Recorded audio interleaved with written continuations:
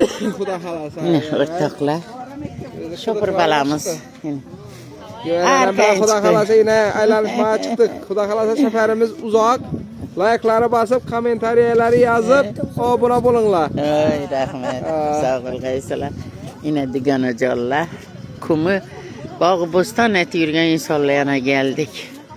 Bunlara karanlar. Bereket tapsırlar. Resmi uçtu. Malades karanlar. Hemen neyse acayip.